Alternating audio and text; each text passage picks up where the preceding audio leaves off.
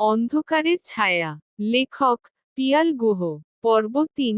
প্রাচীন অলিন্দের প্রতিধ্বনি। বাড়ির দেয়ালে ভেসে ওঠা সেই অদ্ভুত লেখাটা যেন ছেলেগুলোর বুকের ভিতর কাঁপন ধরিয়ে দিল।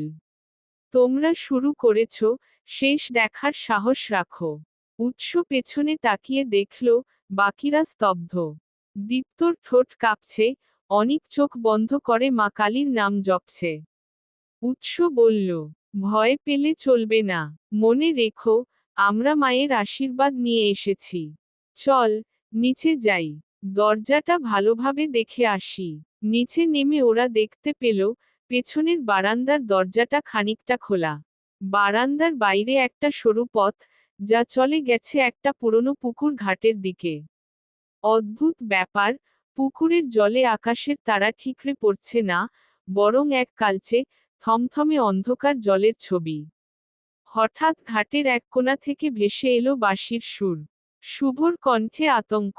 এই রাতে, এই বাড়িতে, বাঁশি?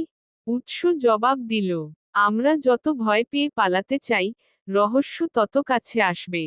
চলো। ওরা 10 জন এগিয়ে গেল পুকুর ঘাটের দিকে। পাথরের ঘাটে পৌঁছে দেখে, কারো পায়ের ছাপ কাদায়, পায়ের ছাপ একজোড়া, কিন্তু পেছনে ফেরার ছাপ নেই। রুদ্র কাপা গলায় বলল, মানে, যে এসেছে, সে গেছে না? একটা শব্দ, ঝপ, জলের মধ্যে কি যেন নড়ে উঠল। উৎস সাহস নিয়ে পুকুরের পাড়ে বসে পড়ল। কপালে হাত দিয়ে মা দুর্গার নাম নিল। হঠাৎই তার চোখের সামনে দেখা গেল, পুকুরের জলে ভেসে উঠছে এক মেয়ের মুখ। সাদা শাড়ি, কপালে সিঁদুর, ঠোঁটে হালকা হাসি। কিন্তু চোখে কোন দয়া নেই। সে বলল, আমার বিচার না হওয়া পর্যন্ত কেউ ফিরতে পারবে না। বন্ধুরা চিৎকার করে উঠল। কিন্তু উৎস এক পা না নড়িয়ে বলল, তুমি কে? কেন আমাদের ডাকছ? মেয়েটি বলল, আমি শ্রীমতী চন্দ্রাবতী, এই বাড়ির মালকিন। ষড়যন্ত্রে প্রাণ গেছে আমার। বিশ্বাসঘাতকতা, প্রেমের নামে প্রতারণা, আর যারা করেছিল, তারা সবাই ফিরে এসেছে। নতুন নামে, নতুন শরীরে। এই কথা শুনে দীপ্ত বলে উঠল, মানে, আমাদের মধ্যে কেউ সেই অতীতের পাপী?